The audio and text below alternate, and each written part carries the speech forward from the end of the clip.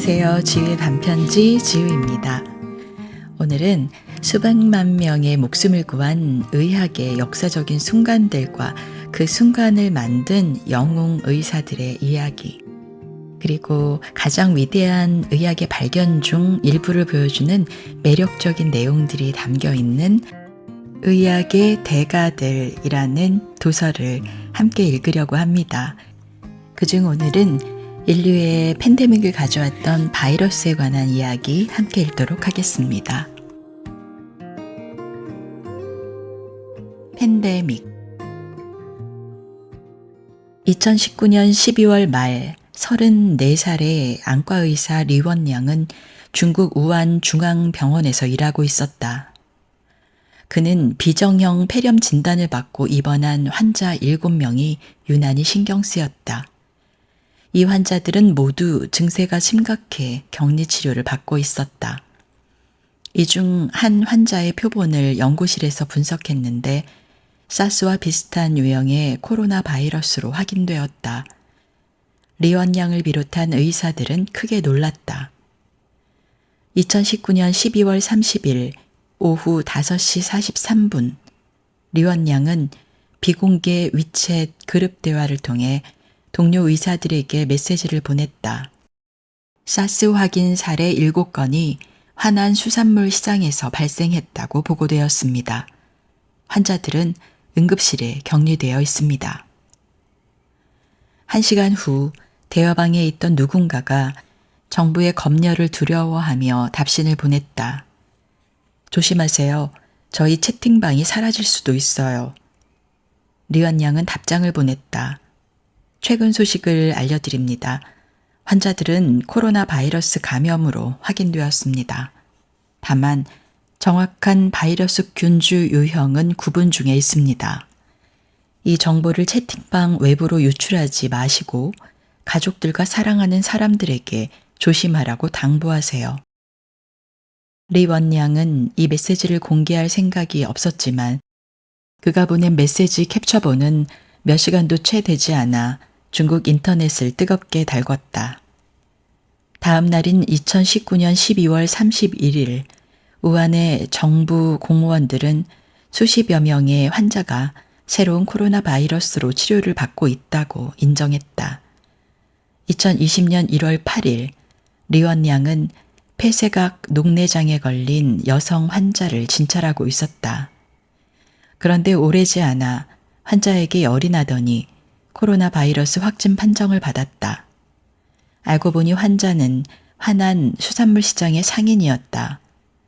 이로 인해 리원양 또한 크게 앓았으며 결국 자기가 다니는 병원의 집중 치료실에 들어가야 했다. 중국 정부는 리원양이 루머를 퍼뜨리고 다닌다며 그가 처음으로 보낸 위챗 메시지를 비난했고 리원양은 공공질서를 해치는 거짓 발언을 했다는 각서에 강제로 서명해야 했다. 그해 1월 말 리원양은 뉴욕타임즈와의 인터뷰에서 회복하면 무엇을 할 계획이냐고 묻는 질문에 이렇게 답했다. 다른 의료인들과 함께 유행병에 맞서 싸울 겁니다. 그게 제가 진 책임이니까요. 리원양은 2020년 2월 7일 아들과 아내를 남겨두고 세상을 떠났고 그의 아내는 같은 해 6월 둘째 아이를 출산했다. 오래지 않아 전 세계를 파국으로 몰고 갈 팬데믹에 대해 처음으로 경고의 목소리를 낸 리원양은 내부 고발자로 박수갈채를 받았다. 그가 사망하자 대중의 슬픔과 정부를 향한 분노가 폭발했다. 우한 중앙병원에서는 동료들과 시민들이 그를 기리기 위해 호루라기를 불었다. 정부 조사를 통해 리원양의 누명을 벗겼고 그가 유죄를 인정한 각서가 폐기되었으며 유족들에게 사과가 전해졌다. 리원양은 중국에서 민간인에게 주어지는 최고 영예인 열사로 공식 추서되었다. 야외 수산물 및 야생동물 시장에서 발생한 것으로 추정되는 코로나 바이러스는 이미 믿을 수 없는 속도로 중국을 벗어나 퍼져나가고 있었다. 2020년 1월 13일 태국에서 한 건의 사례가 보고되었다. 며칠 뒤엔 1월 20일 미국 워싱턴주에는 5일 전 중국 우한을 방문한 사람에게서 바이러스가 검출되면서 첫 미국인 확진 사례가 발견되었다. 1월 23일 중국 당국은 우한을 폐쇄하고 모든 대중교통 운행을 중단했으며 도시 주민 1,100만 명이 도시 안팎을 이동하지 못하도록 금지했다. 1월 30일에는 세계보건기구가 전 지구적 보건 위기를 선포했고 이튿날에는 미국 트럼프 행정부가 중국발 여행자의 미국 입국을 통제하기 시작했다. 이 시점에서 확진자 발생 건수는 12개국에서 대략 10,000건으로 추정되었다. 2020년 2월 11일 새로운 코로나 바이러스가 일으키는 이 질병의 공식 명칭이 코로나 바이러스 감염증 19로 정해졌다. 여기서 19는 2019년의 줄임말이다. 3월 중순에 이르자 코로나 바이러스가 전 세계로 확산되면서 준비되지 않은 세계를 뒤흔들고 모든 나라의 자원을 바닥냈다. 미국에서는 콘서트, 퍼레이드, 스포츠 경기, 회의가 줄줄이 취소되었고 모든 사람이 마스크를 착용하고 다니기 시작했다. 초중 고등학교 및 대학교들은 건물 문을 걸어 잠그고 원격 수업으로 전환했다. 4월이 되자 1,000만 명에 이르는 미국인이 실직했으며 660만 명이 실업급여를 신청했다. 이는 이때까지 최고 기록이었던 1982년에 69만 5천 명을 가볍게 뛰어넘는 수치이다. 허를 찔린 미국 정부와 국민은 속수무책으로 당했다.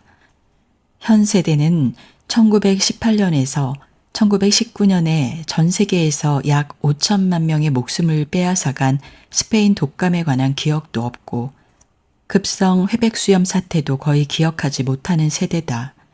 따라서 어느 날 갑자기 감염병이 나타날 정도로 일상이 무너질 줄은 꿈에도 상상하지 못했을 것이다. 미국인들에게 사스, 조류 독감, 에볼라 출혈열을 비롯해 가까운 과거에 발생했던 전염병은 남의 문제였다. 미국인이 아닌 바다 건너 외국인들이 주로 영향을 받았기 때문이다. 미국은 코로나19에 대응하며 부족한 검사, 형편없는 접촉자 추적, 부적절한 개인 보호 장비, 산소 호흡기를 비롯한 의약품 수급난에 발목을 잡혔다. 미국 내 확진자와 사망자 수가 급증하면서 전 세계 확진자 및 사망자 수 증가를 이끌었다. 감염병의 위력을 잊은 국가는 무릎을 꿇을 수밖에 없었다. 코로나 바이러스에 맞서기 위해 여러 약물이 사용되었으며 모두의 바람과 달리 만병통치약을 찾지는 못했다. 전 세계의 희망은 백신뿐이었다.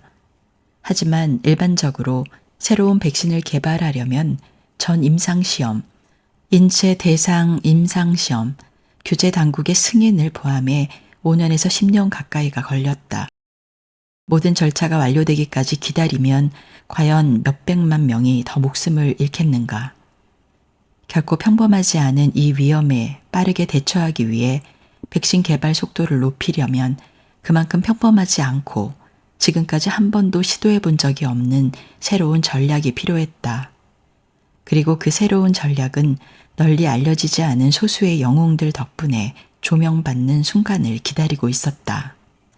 바로 전령 mRNA의 힘을 이용한 전략이었다. mRNA 2000년대 초까지만 하더라도 펜실베니아 대학교의 중견 생화학자 커터린 커리코의 경력을 보고 깊은 인상을 받을 사람은 많지 않았다. 커리코는 1985년 가족의 전재산 1246달러를 딸의 고민형에 꿰어 넣고 헝가리에서 미국으로 이주했다는 놀라운 개인사를 가지고 있었지만 과학자로서는 성공보다 실패를 더 자주 겪고 있었다. 그는 수십 년 동안 자신이 선택한 연구 분야인 mRNA의 과학을 밝히기 위해 부단히 노력했다. 그러나 한 번도 충분한 연구 자금을 확보하지 못했고 늘 학문의 사다리를 오르지 못한 채 기초 단계에만 머물러 있었다. 독자적 연구 자금이 없었으므로 직업 안정성도 낮았으며 1년 수입이 6만 달러를 넘기지 못했다. 그래도 커리코는 언젠가 mRNA를 사용해 세포가 자가 치료제를 생산할 수 있도록 유도할 수 있으리라고 믿으며 이 개념을 고집스럽게 연구했다. 단백질 생성은 살아있는 모든 세포의 기본 기능이다. 어떤 단백질을 생성할지 규정하는 부호는 각 세포의 핵 내부에 자리한 염색체 DNA에 적혀 있다. 이 DNA 주형을 바탕으로 생성된 상부적 mRNA 조각이 핵을 빠져나와 리보솜으로 이동하면 리보솜이 mRNA의 지시를 읽고 아미노산 사슬을 생성하며 이 사슬이 접혀 단백질을 생성한다. 커리코의 연구는 합성으로 만든 mRNA를 세포에 주입하면 세포의 생산 능력을 탈취할 수 있으며 리보솜을 통해 연구자가 원하는 단백질을 만들 수 있을 것이라는 전제를 바탕으로 했다. 1989년 커리코는 작은 돌파구를 찾아냈다. 그는 펜실 대학교의 심장 전문의 엘리엇 바네이선과 함께 세포에 우키나아제 수용체라는 단백질 생성을 지시하고자 했다. 연구진은 세포가 지시를 따랐는지 감별하기 위해 방사선으로 표시한 우로키나아제 효소를 사용해 새 단백질과 결합하게 했다. 결과는 성공이었다. 세포들이 원했던 결과물을 생산해냈다. 커리코와 바네이선의 꿈이 그대로 현실처럼 펼쳐진 셈이었다. 인간이 자연의 메커니즘을 조종해 마음대로 단백질을 생성할 수 있다는 건 전율이 일만한 능력이었다. 커리코는 훗날 이 발견을 두고 뉴욕타임즈 기자에게 마치 내가 신이 된 것 같았다 라고 말했다. 그러나 이러한 업적을 달성한 이후에도 몇 해 동안 좌절이 이어졌다. 커리코는 몇 번이고 보조금 거절을 감내해야 했으며 1995년에는 공식 직급이 연구 조교수로 강등되었다. 이제는 소속 대학교에서 공식적으로 학문적 지위를 인정받지 못하게 된 커리코는 현실을 마주해야만 했다. 마치 순리인 것처럼 포기할 수도 있었다. 학계를 떠나 제약회사나 바이오테크 회사로 가면 더 많은 돈을 벌 수도 있었을 것이다. 그러나 커리코는 연구를 사랑했고 mRNA에 매료되어 있었기에 도저히 그만둘 수가 없었다. 결국 커리코는 앞으로 더 나은 지위를 보장할 수 없다고 하더라도 대학에 남기로 했다. 그는 계속해서 아침 6시에 출근했으며 주말에도 대부분 출근해 연구 프로젝트에 매진했다. 이 프로젝트가 결실을 맺으리라고 기대하는 이가 거의 없다는 걸 알면서도 커리코는 흔들리지 않았다. 그러다 1997년 바네이선이 대학을 떠나자 커리코의 자리는 완전히 사라졌다. 그는 고생 끝에 어느 신경외과 의사의 연구실에 들어갔으나 2년 후 이 의사마저 대학을 떠났다. 그러나 그는 바로 이 시점에 자신의 인생을 바꿀 누군가를 만나게 되었다. 그가 만난 사람은 면역학자 드루 와이스먼이었다. 커리코는 와이스먼에게 말했다. 저는 RNA를 연구하는 과학자입니다. RNA로 무엇이든 만들 수 있죠. 와이스먼은 커리코에게 기회를 주기로 했다. 그리고 2004년 두 사람은 혁신을 일으켰다. 지난 수년간 살아있는 동물에게 mRNA를 사용하기가 어려웠던 가장 큰 이유는 면역체계가 합성 mRNA를 외부 침입자로 판단했기 때문이다. 그래서 mRNA가 대상세포에 도달하기도 전에 파괴당하고 말았던 것이다. 커리코와 와이스먼은 합성 mRNA에 수도 유리딘이라는 분자를 더하면 면역체계가 속아 이를 자연 분자로 받아들인다는 사실을 발견했다. 두 사람은 신체의 적혈구 생성을 유도하는 단백질인 적혈구 생성소의 생산을 늘리기 위해 원숭이 세포에 합성 mRNA를 사용했다.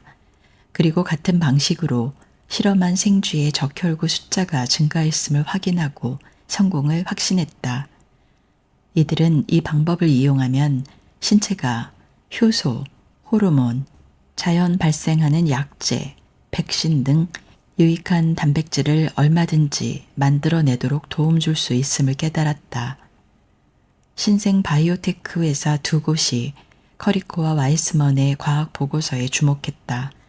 바로 미국 매사추세츠 캠브리지에 위치한 모더나와 독일의 바이오엔텍이었다. 2010년대 중반 이 두 회사는 거대 세포 바이러스와 지카 바이러스를 비롯한 여러 바이러스에 맞선 백신 개발에 힘쓰고 있었다. 그러다 코로나19가 나타났다. 2020년 1월 10일 중국 과학자들이 새로운 코로나 바이러스의 유전자 서열을 세상에 공개했다. 그러자 불과 몇 시간 만에 바이오엔텍이 이 부호를 사용해 mRNA 백신을 개발했다. 모더나 또한 이틀 만에 같은 성과를 올렸다. 두 회사 모두 부호의 어떤 부분이 코로나 바이러스의 스파이크 단백질을 만들어내는지 밝혀내야만 백신 개발에 성공할 수 있었다. 스파이크 단백질이란 바이러스 바깥쪽에 튀어나온 독특한 분자를 말한다. 몇몇 세포가 백신의 유도를 따라 일시적으로 스파이크 단백질만 생산한다면 이것만으로도 충분히 면역 체계의 눈에 띌 수 있다. 이렇게 되면 신체는 코로나19가 감염을 일으켜도 이를 빠르게 진압할 터였다. 적절한 DNA 부호를 아는 것만으로도 연구원들이 자유 뉴클레오티드를 이용해 동일한 서열을 조립할 수 있었다. 이 DNA는 mRNA로 전사되는데 이때 mRNA는 지질 껍질에 둘러싸여 세포에 침투할 수 있을 때까지 보호받는다. 모더나는 유전 부호가 공개된 지 불과 42일 만에 실험 백신 표본을 미국 국립보건원에 보내 검증을 요청했다. 이로부터 9개월이 채 지나지 않은 2020년 11월 8일 바이오엔텍과 파트너사 화이자는 그들의 백신이 매우 성공적이며 코로나19에 대해 90% 효과를 보였다는 연구 결과를 발표했다. 모더나 백신의 임상시험 또한 비슷한 성공을 거두었다. 역사상 처음으로 세포 배양액에 바이러스를 키우거나 동물 모델을 활용해 바이러스를 약화하거나 불운한 고아들을 이용해 바이러스를 운송하지 않고 백신을 만들어낸 것이다. 오늘날에는 그저 원하는 단백질을 만드는 데 필요한 DNA 뉴클레오티드 서열만 알면 된다. 이 덕분에 제약은 이제 컴퓨터 프로그래밍과 비슷한 작업이 되어간다. 과학자들이 원하는 대로 지령을 짜 맞춰 신체의 세포에 보내기만 하면 나머지는 세포가 알아서 진행한다. 과학자들이 지령을 살짝 비틀거나 조정할 수도 있다. 세이빈 백신을 비롯해 지금까지 등장했던 모든 독성 약화 백신과는 다르게 mRNA 기반의 코로나19 백신이 환자에게 코로나19를 일으킬 가능성은 전혀 없다. 백신의 영향으로 생성되는 단백질 바이러스가 아니라 작은 바이러스 껍질 조각에 불과한 비병원성 코로나 바이러스 스파이크 단백질이기 때문이다. 커리코와 와이스먼이 개척한 mRNA 기술의 잠재적인 효용성은 어떻게 말해도 과언이 아닐 정도로 막대한 인정을 받고 있다. 몇 년만 더 있으면 HIV, 에볼라 바이러스, 신종 인플루엔자, 지카 바이러스 등 가장 위험한 바이러스에 대해서도 백신이 등장할지 모른다. 어쩌면 세포에게 호르몬이나 인슐린을 생산하라고 명령을 내리게 될지도 모른다. 심장병 환자들에게는 세포가 산화질소처럼 유익한 혈관 확장제를 지속적으로 생산하도록 유도하는 방안도 가능할 수 있다. 환자가 지닌 암성세포의 서열을 입력해 환자의 면역체계가 신체의 정상세포를 그대로 두고 암세포만 공격하도록 유도할 개인 맞춤형 백신을 개발할 수도 있을 것이다. 코로나19 백신이 단 10개월 만에 개발되었다는 사실은 현대의학이 일으킨 기적이라 할 수 있다. 그러나 인류의 영리함을 찬송하는 데 빠지기보다 감염병 앞에서 우리가 얼마나 초라해졌는지 인정하는 편이 더 현명할 것이다. 감염병은 이 책에서 살펴본 여러 눈부신 발전 덕분에 세계 최악의 살인마 자리를 잃었다. 그러나 여전히 전 세계 영유아 사망의 3분의 2와 개발도상국 사망자의 4분의 1에서 3분의 1가량은 감염병 때문에 목숨을 잃고 있다. 최근의 역사를 보면 대략 10년마다 새로운 감염병이 등장해 지역성 유행병을 일으키고 한 세기마다 한 번은 전 세계적 팬데믹이 일어나는 양상을 볼 수 있다.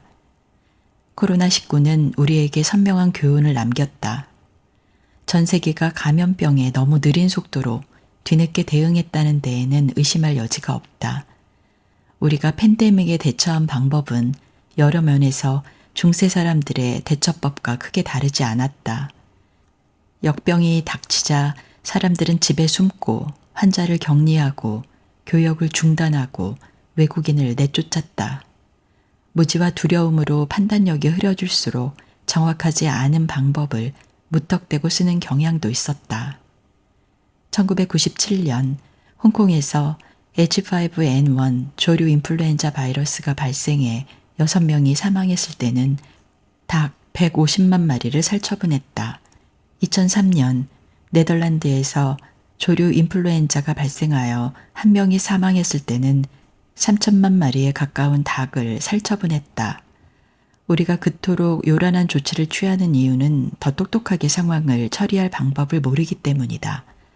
그러므로 코로나19 팬데믹에 혼돈이 가라앉고 나면 전 세계는 축배를 들어올릴 유혹을 이겨내고 실패가 남긴 교훈이 가장 값지다는 사실을 기억해야 할 것이다. 우리에게는 수많은 교훈이 남아있고 그중 가장 중요한 몇몇 교훈은 기술이나 환자를 다루는 방법과 아무런 관련이 없다. 그저 전 세계 곳곳에 기본 위생을 개선하고 백신 접종률을 높이기만 해도 큰 진전을 이룩할 수 있다. 검사, 접촉자 추적, 개인보호 장비 따위의 여건을 적절하게 마련하는 등 당연해 보이는 조치만 제대로 취하더라도 다음 팬데믹이 찾아왔을 때 정부와 지도자들에 대한 대중의 신뢰를 훨씬 높일 수 있을 것이다. 인공호흡기를 비롯한 특수 의료 장비 및 의약품을 비축하고 이러한 도구를 필요한 곳에 제때 운송할 수 있도록 준비하는 건 미리 계획만 한다면 그다지 어려운 일도 아니다. 보건 인프라, 검사 기술, 감시 개선, 의료 연구에도 더 많은 투자가 이루어져야 한다. 우리는 우리가 겪은 사태에서 반드시 가르침을 얻어야 한다. 또한 지난 150년간 감염병에 맞서 싸우며 우리가 이룩한 수많은 진보를 자랑스럽게 여겨야 한다. 그리고 한편으로는 우리가 얼마나 많은 전투에서 승리한들 절대 완전히 끝내지는 못할 감염과의 전쟁을 치르고 있음을 깨달아야 한다. 코로나 바이러스 19로 많은 경험들과 또 많은 아픔을 함께 했습니다. 이제 좀 지나간 듯 보이지만 여전히 감기 혹은 독감, 폐렴, 많은 바이러스와의 전쟁은 계속되고 인류와 함께 갈 것입니다. 다양한 분야에서 다양한 발전이 있었음을 기대하고요. 우리도 면역력 좋게 만들어서 바이러스를 이겨낼 수 있는 자신만의 힘을 키웠으면 좋겠습니다. 오늘 지우와 함께한 단편지는 여기까지입니다. 감사합니다.